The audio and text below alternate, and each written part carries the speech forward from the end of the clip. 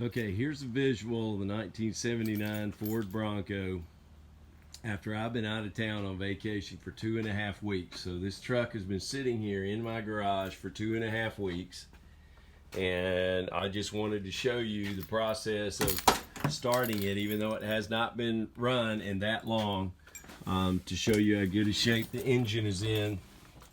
So again, it's probably been specifically 17 days since the truck has started. So as you're familiar with, if you're looking at this truck, you're gonna prime the carburetor, set the automatic choke. I actually am gonna do it a couple of times. It'll probably take me about 30 seconds to start the truck. And when I'm driving it every day or every few days, it starts right up. But here we go.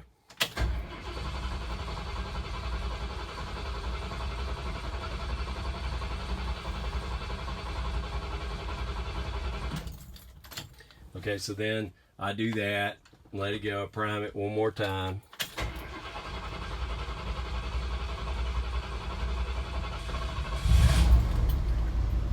And then I pump the gas pedal once during that process, fires right up. You can hear it running. I'm gonna back it out in the driveway. Let me give you another visual.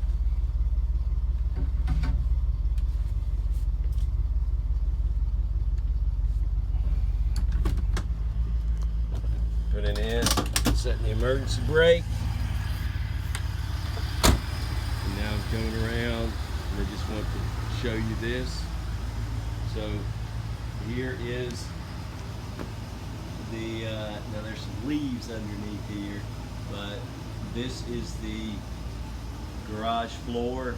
And as you can see, in the past there's been stuff leaking here from other vehicles that I parked, but there ain't a drop of fluid on the garage floor after 17 days.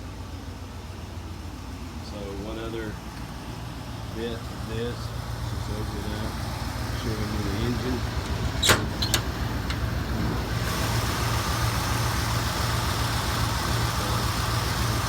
Everything, you can tell by the sound, running perfectly.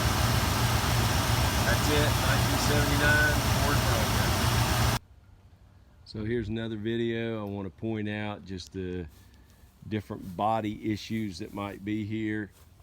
Again, original owner of the truck, so I am not interested in selling this to anybody without disclosing everything about it. You can see spaces like up here where it had rusted through, and I put some Rust-Oleum chemical on it a couple of years ago to stop that process. You can see down here at the bottom of the door, there's a spot there, spot there. Then as I walk around the truck, here's the tailgate, which is one thing most people are interested in. Make sure I can get that. So there's one spot and a few spots you might could pick up along the tailgate there.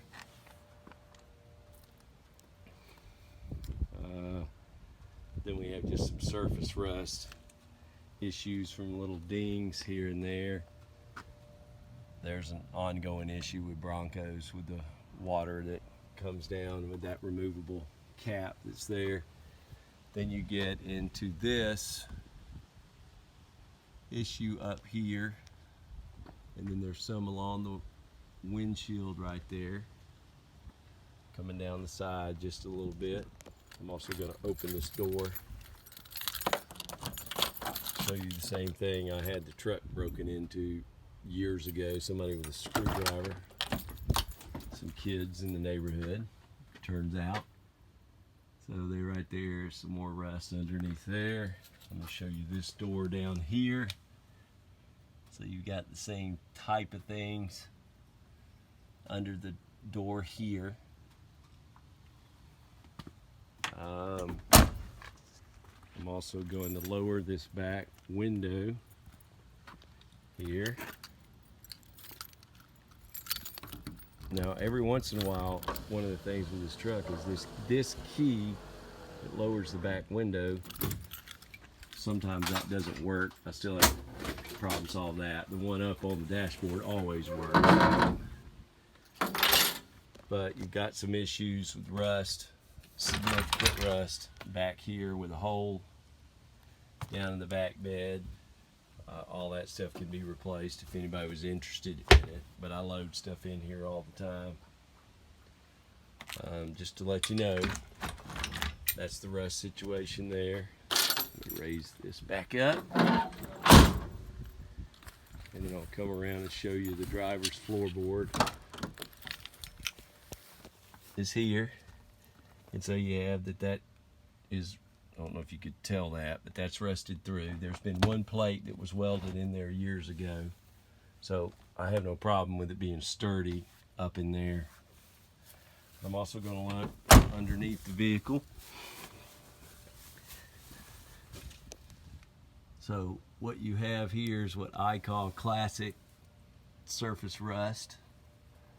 There's the floorboard, driver's floorboard again from the bottom. But there's a look underneath the truck. Let me go back down here and up underneath. So you can see that's back toward the gas tank.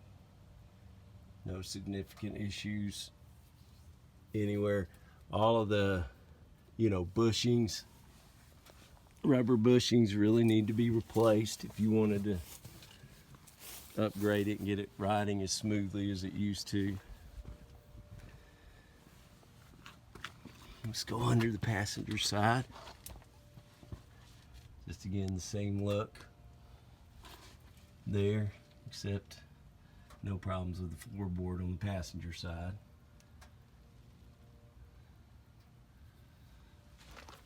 And then I'll go up under the front of the vehicle. So you see the winch there. There are some bolt issues. A couple of the bolts related to the winch really have rusted pretty significantly and need to be replaced. But here's up under the front.